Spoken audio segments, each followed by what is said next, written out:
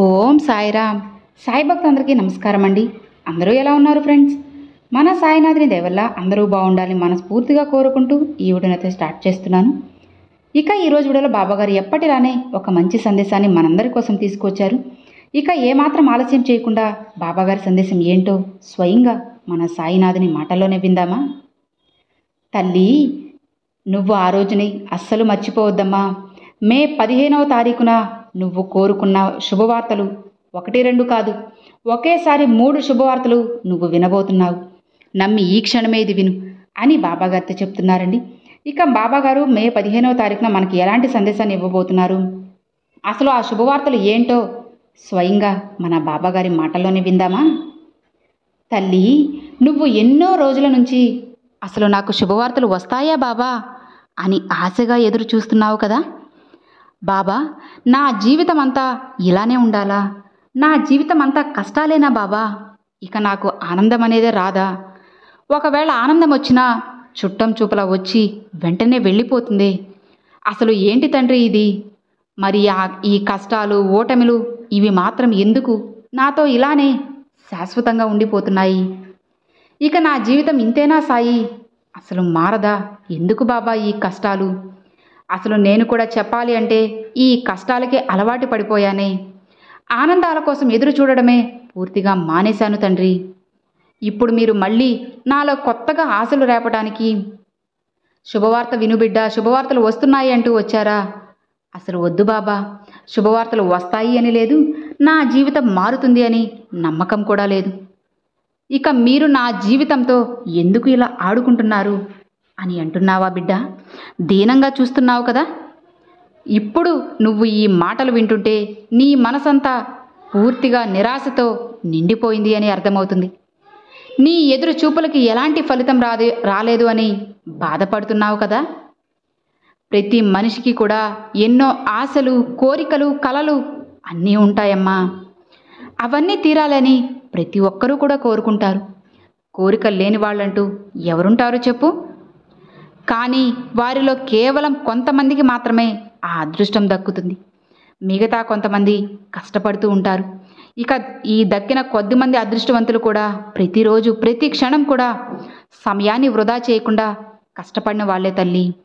అందుకే వాళ్ళ జీవితం అనేది చాలా సంతోషంగా ఉంటుంది. నువ్వు కూడా కష్టపడుతున్నావమ్మా. ఆ కష్టానికి తగ్గ ప్రతిఫలం అనేది అందుకునే సమయం వచ్చేసింది.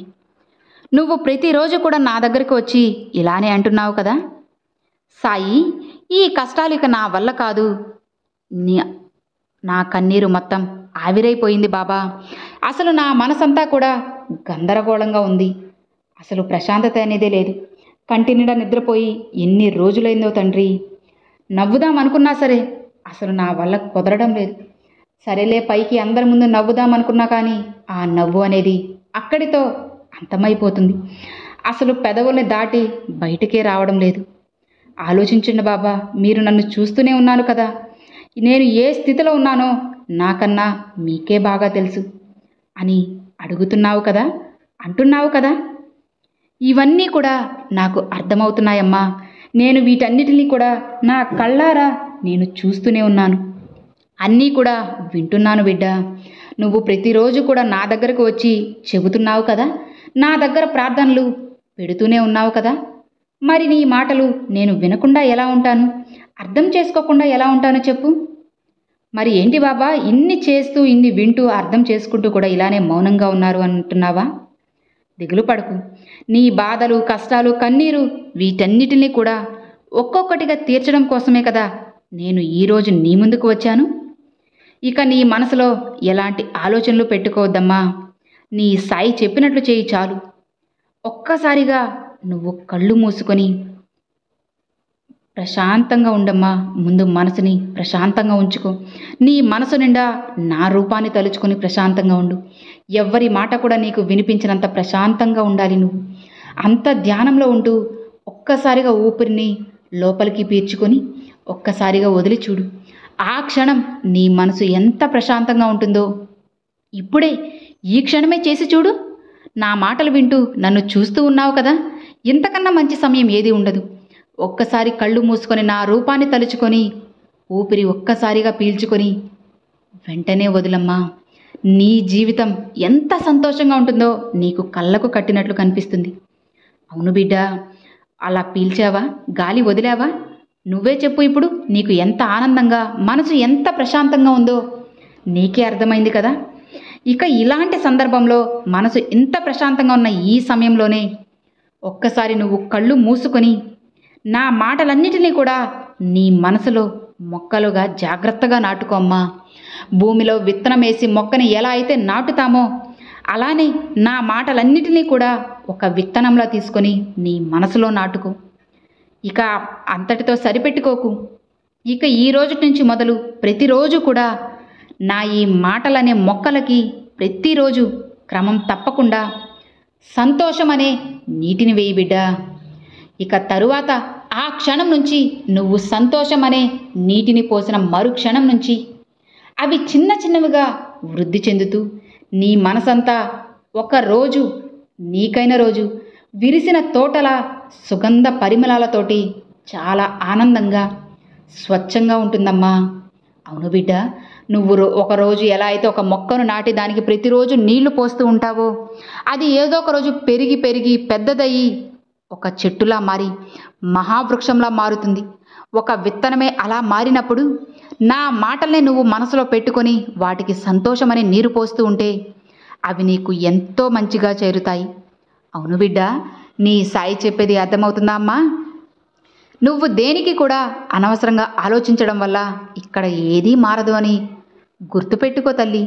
ఇక జరగాల్సింది కూడా నువ్వు ఆపలేవు కదా. కాబట్టి అనవసరంగా ఆలోచించడం ఈ రోజుతో మొదలుపెట్టమ్మా. ఆ ఆలోచనలన్నిటినీ కూడా నీ నుంచి దూరంగా విసిరిపడేసే. అప్పుడు నీ మనసు అనేది ఇంకాస్త తేలిక పడుతుంది. నిజమే కదా, ఆలోచించు బిడ్డ. అనవసరమైన వాటి గురించి ఆలోచనలు ఆపేసి నీకు ఏదైతే అవసరమో, ఏం చేస్తే నీ జీవితం మారుతుందో, ఏం చేస్తే నువ్వు నీ కుటుంబం సంతోషంగా ఉంటారో వాటిని ఆలోచించు. అప్పుడు కదా జీవితం మంచిగా ఉంటుంది. ఇక నీ ఆశలు, కోరికలు అన్నీ కూడా జరుగుతాయి అని నమ్మకాన్ని పెంచుకోమ్మా. ఇక అప్పుడు నువ్వు ఆనందంగా ఉండగలవు. ఇక ఇప్పుడు నీ మనసులో ఎలాంటి బాధ, భయము, చికాకులు ఇవి ఏమీ లేవు కదా. నీ సాయి మాటలు విన్నాక మనసు అనేది కాస్త తేలిక పడింది కదా. ఇలానే ఉంచుకున్నావు అంటే నీ జీవితం ఇంకా సంతోషంగా మారుతుంది బిడ్డ. అవునమ్మా. ఇక నీకు చెప్పాల్సింది ఏంటి అంటే మే 15వ తారీఖున, అంటే ఇక కొద్ది రోజుల్లోనే నువ్వు వినాలి అనుకుంటున్న 3 శుభవార్తలు విన్నావు కదా తల్లి. 1 కాదు, 2 కాదు, ఒకే రోజున 3 శుభవార్తలు వినబోతున్నావమ్మా. మరి అవి ఏంటి బాబా అని నీకు కాస్త సందేహం అనేది వచ్చింది కదా. చాలా ఆతృతగా ఉంది కదా. చెబుతాను విను. మనసు పెట్టి జాగ్రత్తగా వినమ్మా.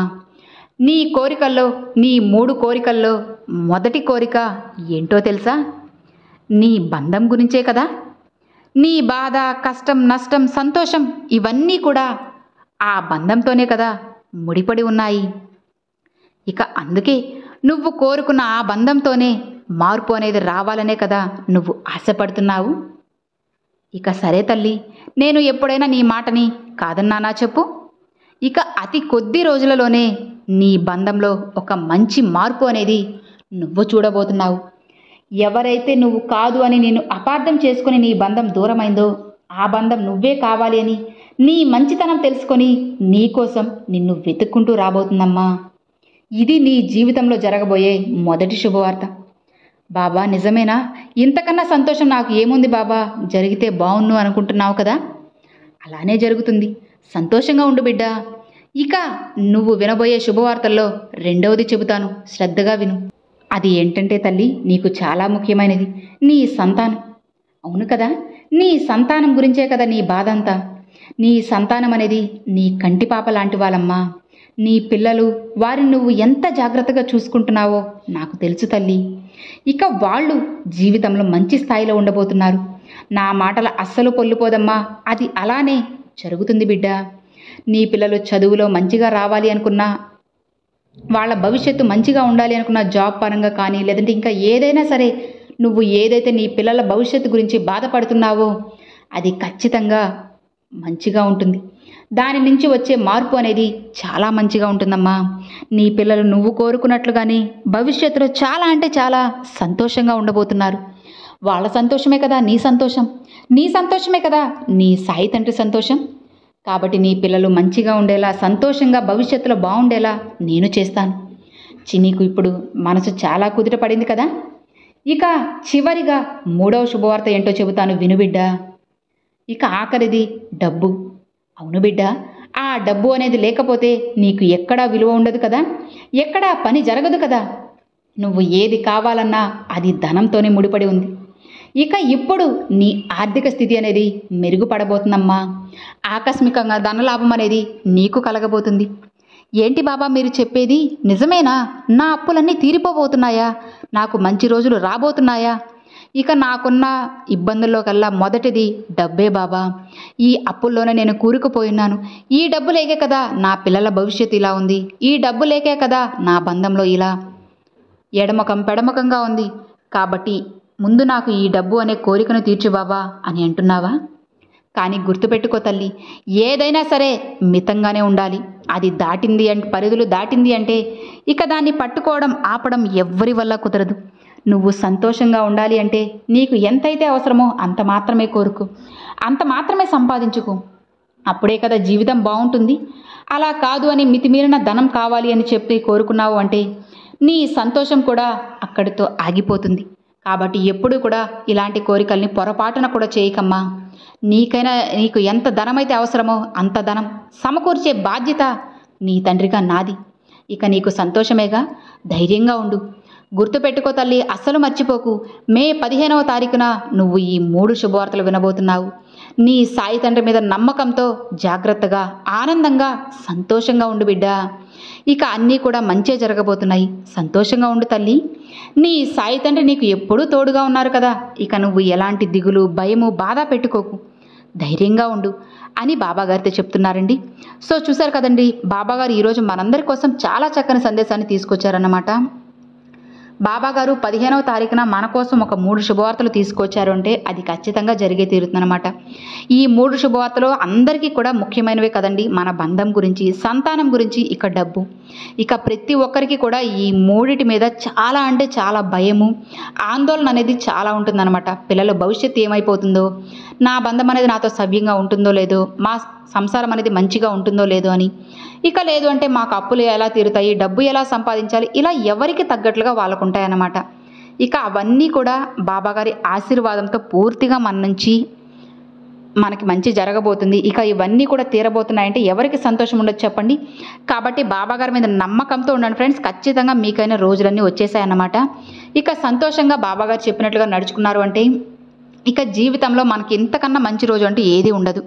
కాబట్టి బాబాని నమ్మి నమ్మకంతో ప్రార్థించండి ఫ్రెండ్స్. ఖచ్చితంగా మీ జీవితంలో కూడా ఒక మంచి వెలుగు అనేది రాబోతుంది. అది కూడా సాయినాథుని ఆశీర్వాదంతోనే, అనుగ్రహంతోనే అన్నమాట. ఇప్పటికే చాలామంది జీవితాల్లో కూడా బాబాగారు ఎన్నో మిరాకిల్స్ అనేవి జరిపించి ఉన్నారు. ఇంకా కూడా మిరాకిల్స్ జరిపించాలి అంటే బాబా మీద నమ్మకాన్ని మాత్రం కోల్పోకుండా ఉంటే ఇంకా కూడా మంచి భవిష్యత్తు అనేది మీకు ఎంతో మంచిగా ఉంటుంది. కాబట్టి బాబా మీద నమ్మకాన్ని మాత్రం అస్సలు విడిచిపెట్టకండి. ఎలాంటి కష్ట పరిస్థితినైనా సరే బాబాగారు ఇట్టే మార్చేస్తారనమాట. నమ్మకంతో ఉండండి ఫ్రెండ్స్, అంతా కూడా మంచిగా జరుగుతుంది. సో ఇక చూసారు కదండి, ఇది ఈ వీడియో. ఈరోజు బాబాగారు పంపించిన ఈ మంచి సందేశం మీ అందరికీ కూడా ఎంతో బాగా నచ్చింది అని చెప్పి మనస్ఫూర్తిగా అయితే అనుకుంటున్నాను. ఇక ఈరోజు బాబాగారు మనందరి కోసం తీసుకొచ్చిన ఈ చక్కని సందేశం మీ అందరికీ కూడా ఎంతో బాగా నచ్చింది అని ఆశిస్తున్నాను. నచ్చితే ఒకే ఒక చిన్న లైక్ చేయండి, మరికొంతమంది సాయి భక్తులకు షేర్ చేయండి. ఫస్ట్గా మన ఛానల్ చూసేవాళ్ళు సబ్స్క్రైబ్ చేసి సపోర్ట్ చేయండి ఫ్రెండ్స్. మరొక మంచి వీడియోతో బాబాగారి సందేశంతో మీ ముందుకైతే వస్తానండి. అంతవరకు సెలవు friends. Thanks for watching. Om Sairam.